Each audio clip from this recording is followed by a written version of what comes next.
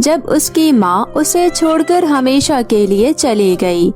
उसके बाद उसके पिता ने दूसरी शादी कर ली।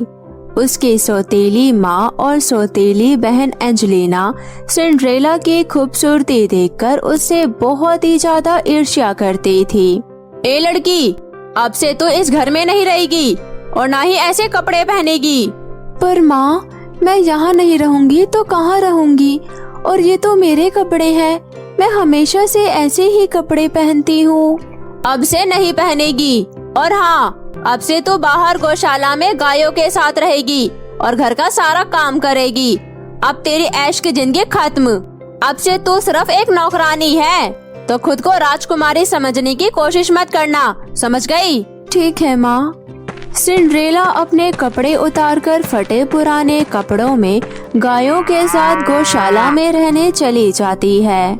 सिंड्रेला की सौतेली माँ और उसकी बहन एंजेलिना उस पर खूब अत्याचार करती, उसे घर का सारा काम करवाती और रात में उसे गौशाला में बंद कर देते। ए लड़की, ये तो कैसे पोछा लगा रही है? ध्यान कहाँ है तेरा? कितनी मिट्टी है यहाँ, दोबारा पोछा लगा। ठीक है, लगाती हूँ। इन लोगों के अत्याचार की वजह से सिंड्रेला बहुत दुखी रहने लग गई। लेकिन गौशाला में सिंड्रेला की गायों और चूहों से बहुत ही अच्छी दोस्ती हो जाती है। वो उनसे खूब बातें किया करती और उनके साथ खुशी से रहने लग गई। ऐसे ही दिन बीत रहे थे। तभी एक दिन राज्य में राजकुमार के द्वारा एक घोषणा करवाई गई। सुनो सुनो सुनो, गांव की सभी लड़कियां ध्यान से सुनो। अगले हफ्ते महल में सभा का आयोजन किया गया है। शादी के बाद सभी लड़कियों को महल में आमंत्रित किया गया है। सभी लड़कियों को सभा में आना है। एंजेलिना ने जैसे ही ये बात सुनी, वो भागते हुए ये बात अपनी माँ को बताई। तुम चिंता मत करो बेटी, सभा में तुम ही सबसे ज्यादा सुंदर लगोगी। अब चलो, तुम्हारे लिए लहंगे और सैंडल भी तो लाने हैं। हाँ माँ, चलो जल्दी, फिर पार्लर भी जाना है। सिंड्रेला गेट पर खड़ी उदास होकर उनकी बातें सुन रही थी। एंजेलिना उस सभा में जाने के लिए कई दिनों से तैयारियां कर रही थी। उसके लहंगे भी सिलकर आ गए थे। एंजेलिना उस लहंगे को हर रोज पहनकर शीशे के सामने खड़ी होकर बोलती, सभा में तो मैं ही सबसे सुंदर लगूंगी, राजकुमार मुझे ही पसंद करेंगे। आखिर वो दिन आ ही गया। सुबह उठते ही एंजेलिना सिंड्रेला को बुलाती है। सिंड्रेला, सिंड्रेला, जल्दी आओ। अरे कहाँ मर गई? अब जल्दी से मुझे तैयार करो, मुझे सभा में जाना है। सिंड्रेला अपनी बहन को तैयार करने लगती है। आराम से, सारे बाल निकाल दोगी क्या? आराम से बाल बनाओ। एंजेलिना तैयार होने में सुबह से शाम तक का वक्त लगा देती है। अरे यहाँ थोड़ा और पाउडर लगाओ, मेरी लिपस्टिक थोड़ी और डार्क करो।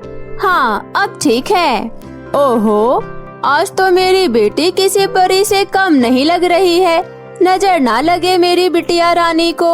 तभी सिंड्रेला थोड़ी हिम्मत करके अपनी सौतेली माँ से बोलती है, माँ, क्या मैं भी सभा में आ सकती हूँ?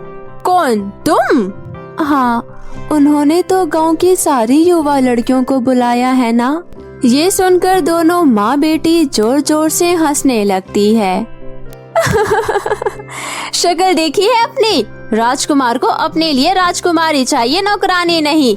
बड़ी आई पार्टी में जाने वाली। चलो माँ, हम चलते हैं। ठीक है, चलो चलते हैं, कहीं देर ना हो जाए। और तुम याद रखना, सोने से पहले सारा काम हो जाना चाहिए। उनके चले जाने के बाद सिंड्रेला घर में अकेली रह जाती है। वो अकेले जोर जोर से रोने लगती है। आखिर सभा में मैं क्यों नहीं जा सकती? आज मेरे माँ बाप जिंदा होते तो मेरे साथ ये सब नहीं होता।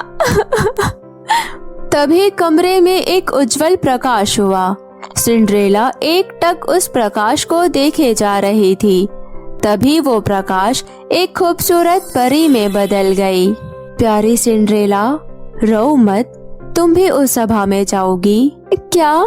सच में? पर मैं कैसे जा सकती हूँ? मेरी हालत तो देखो। तुम चिंता मत करो, मैं हूँ ना। इतना बोलकर परी अपना जादुई छड़ी घुमाती है और सिंड्रेला एक खूबसूरत राजकुमारी में बदल जाती है। उसने बहुत ही खूबसूरत लहंगे पहन रखे थे और उसके पैरों में बहुत ही प्यारी सैंडल थी। पर एक बात का ध्यान रखना प्यारी सिंड्रेला, तुम 12 बजे तक ही इस रूप में हो।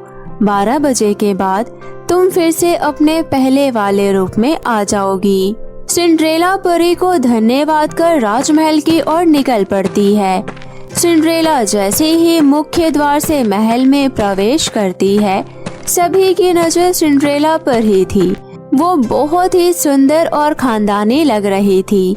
उसकी सौतेली माँ और सौतेली बहन भी उस सुंदर लड़की को देख रही थी। वो उसे पहचान भी नहीं पाए। सिंड्रेला सच में आज सभा में उपस्थित सभी लड़कियों में सबसे ज्यादा सुंदर लग रही थी। तभी अचानक राजकुमार की नजर सिंड्रेला पर गई। राजकुमार को सिंड्रेला पहली बार में ही पसंद आ गई और वो उसके पास जाकर बोला, हे सुंदरी युवती, क्या तुम मेरे साथ डांस करना पसंद करोगी? क्यों नहीं राजकुमार। और दोनों साथ में नृत्य करने लगते हैं। तभी अचानक सिंड्रेला की नजर दीवार में टंगे घड़ी पर पड़ी। हे भगवान, परी ने कहा था 12 बजते ही मैं फिर से वही फटे पुराने कपड़े में आ जाऊंगी। 12 बजने में कुछ ही मिनट रह रहा था। तभी सिंड्रेला वहाँ से एकदम बाहर भागने लगती है। अरे क्या हुआ सुंदर युवती, रुको तो। लेकिन सिंड्रेला राजकुमार की नहीं सुनती और घर की तरफ भागने लगती है। तभी उसकी एक सैंडल गलती से भागते वक्त महल में ही छूट जाती है, जो राजकुमार को सिंड्रेला के पीछे भागते हुए मिलता है। घर आकर सिंड्रेला राजकुमार के ही बारे में सोच रही होती है, क्या मैं दोबारा राजकुमार से मिल पाऊंगी या नहीं। तभी गौशाला की गाय बोलती है, जरूर सिंड्रेला, राजकुमार आपको ढूंढते हुए यहाँ जरूर आएंगे। और ऐसा ही होता है। राजकुमार अपने सैनिकों को पूरे राज्य में लगा देता है कि वो पता करे ये सैंडल किस लड़की की है। सैनिक सैंडल लेकर सिंड्रेला के घर पर आता है। आइए आइए, ये सैंडल तो मेरी बेटी एंजेलिना का ही है। सैनिक एंजेलिना को वो सैंडल पहनने को देता है। वो सैंडल उसके पैर में बिल्कुल भी नहीं आता। फिर भी एंजेलिना बोलती है, देखिए ये सैंडल तो मेरे पैरों में आ गया, ये मेरी ही है। झूठ की भी हद होती है, यह आपके पैर में बिल्कुल नहीं आई है। इतना बोलकर सैनिक वहाँ से जाने लगता है। तभी उसकी नजर सिंड्रेला पर पड़ जाती है। ए लड़की, तुम कौन हो? तुम यह सैंडल पहनकर दिखाओ। अरे उस नौकरानी को कहाँ ये सैंडल आएगी। तुम चुप करो, यह राजकुमार का आदेश है कि सभी लड़कियों को सैंडल पहनाकर चेक किया जाए। सिंड्रेला जैसे ही उस सैंडल को पहनती है, वो सैंडल उसके पैरों में आ जाता है। ए लड़की, क्या यह सैंडल तुम्हारा है? जी, ये मेरा सैंडल है। फिर सिपाही सिंड्रेला को अपने साथ महल लेकर आता है। सिंड्रेला को देखकर राजकुमार कहते हैं, आखिर मैंने तुम्हें ढूंढ ही लिया। तुम मुझे पार्टी में सबसे सुंदर कन्या लगी। क्या तुम मुझसे शादी करोगी? सिंड्रेला मुस्कुराते हुए हाँ कर देती है और फिर दोनों शादी करके खुशी खुशी रहने लगते हैं।